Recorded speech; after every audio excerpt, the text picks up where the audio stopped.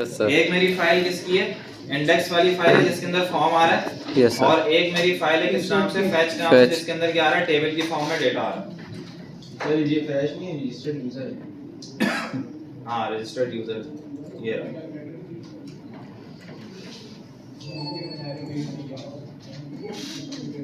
एक ये वाली फाइल है। अब मैं चाहता हूँ कि यार ये ना ऊपर नेविगेशन बार प्रोवाइड कर दूं कि जिसकी मदद से क्या हम नेविगेट कर सकें, क्योंकि हमें आगे भी दूसरी फाइल्स बनानी है जिसके अंदर हम डेटा अपना देख सकें।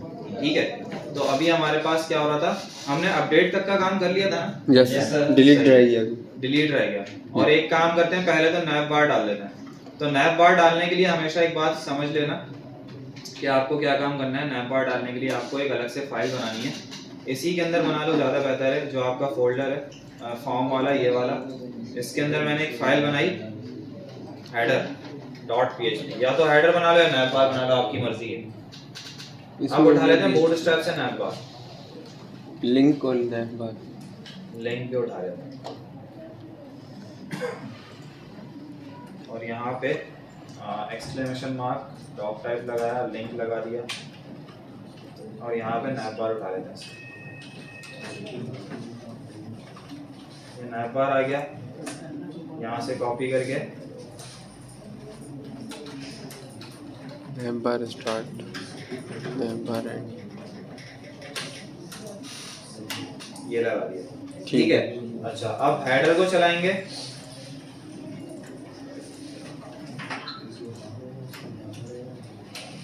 लोकल होस्ट 82 हेडर हमारा ये आ गया हेडर।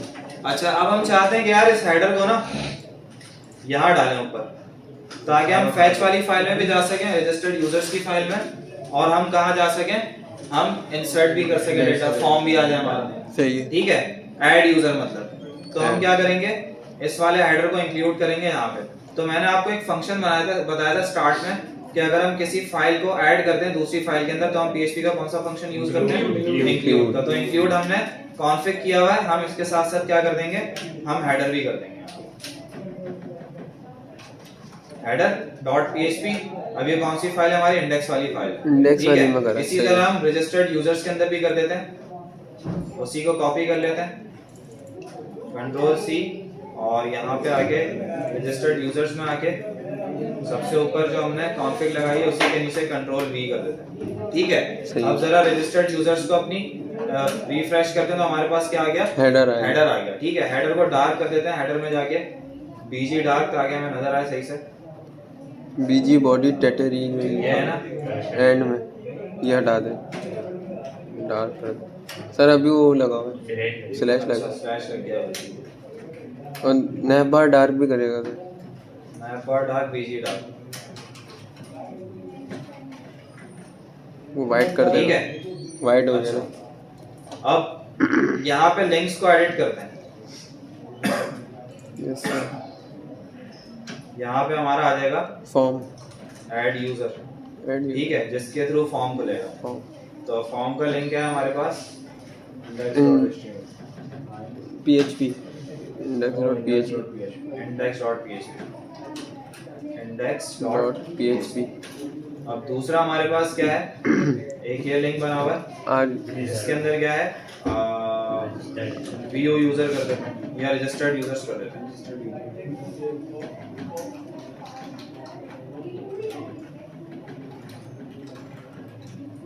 रजिस्टर्ड यूजर्स आ जाएंगे यहाँ पे आगे, इधर भी रजिस्टर यूजर डॉट PHP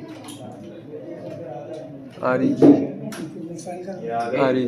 अच्छा, और इसके अलावा अगर ड्रॉप डाउन में कुछ देना है तो वो कर लो। और अपडेट वाला तो देखने की जरूरत नहीं, क्योंकि अपडेट पे जैसे ही आप क्लिक करोगे खुद का खुद अपडेट पे चला जाएगा वो। ठीक है, सही है। और बाकी के लिंक्स को कर देते हैं कमेंट या फिर हटा देते हैं, हटा दे सर, हटा देते हैं।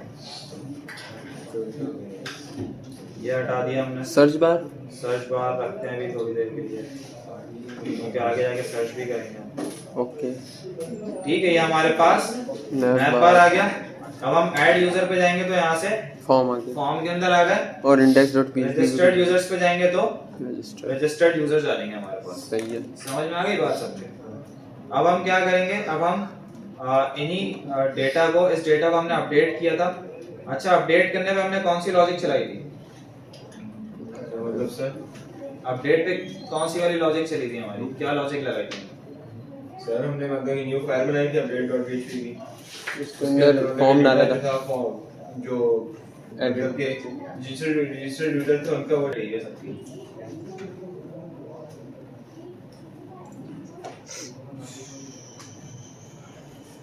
क्या किया भाई? PHP सर, इको ये तो हम इको बता रहे करा हैं, PHP के मैच में दिया हुआ था। बताया ही नहीं, किसी ने बोला ही नहीं। बोला तो था PHP के मैच में दिया हुआ था। नहीं, लिंक बोला था आपने, सिंपल ये कहा था कि अपडेट का लिंक दिया हुआ है। आपने कहा ही नहीं कि यूआरएल में आईडी भी पास करवाएंगे उस यूजर की। किसी ने जवाब ही नहीं दिया और मैं यही जवाब सुनना चाह रहा था। आप कह रहे हो वेयर आईडी दे देंगे। अरे भाई, वेयर आईडी दोगे तो आईडी कहां से आएगी? आईडी तो आएगी यहाँ से ना, गेट जो आप गेट करोगे ऊपर से। जैसे अपडेट पे क्लिक करूंगा, यूआरएल में आईडी पास होगी, आपको ये जवाब देना चाहिए था कि सर हम यूआरएल में आईडी पास कर रहे हैं, उसको गेट कर रहे हैं, उससे उस यूजर की आईडी यहाँ से मिलेगी।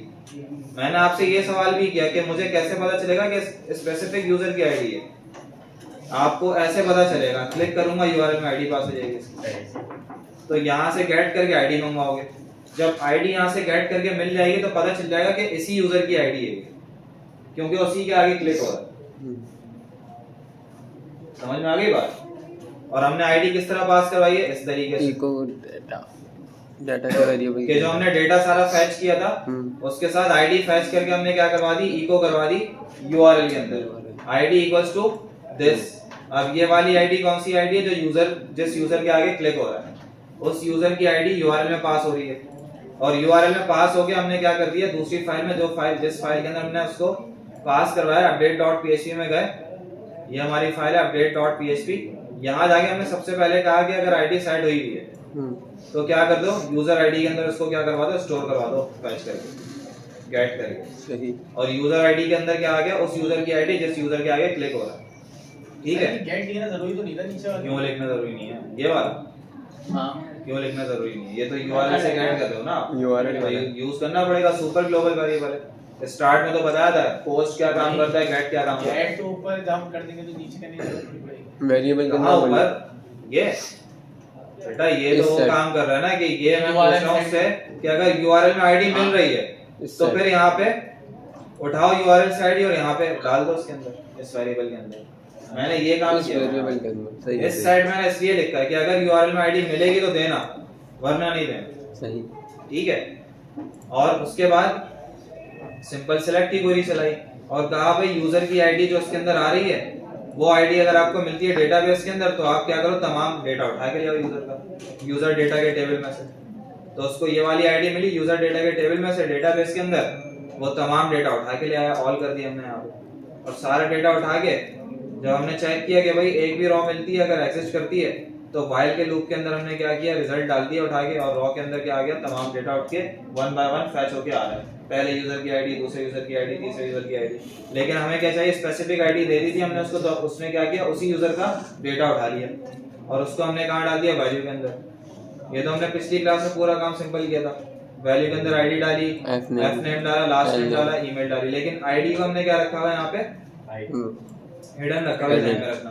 यूजर को हम आईडी नहीं दिखाते, लेकिन हमें आईडी की जरूरत है क्योंकि हमें उसी यूजर की डिटेल को अपडेट करना है। तो हमने उस आईडी को उठा लिया और आईडी को कहाँ डाल दिया हमने? नीचे यूआरएल में पास करवाया था तो इसके डाल दिया था। अच्छा, खैर यूआरएल में अभी पास नहीं करवाएंगे। अभी क्या होगा कि अभी फॉर्म के अंदर हमने डेटा को रीड करवाया।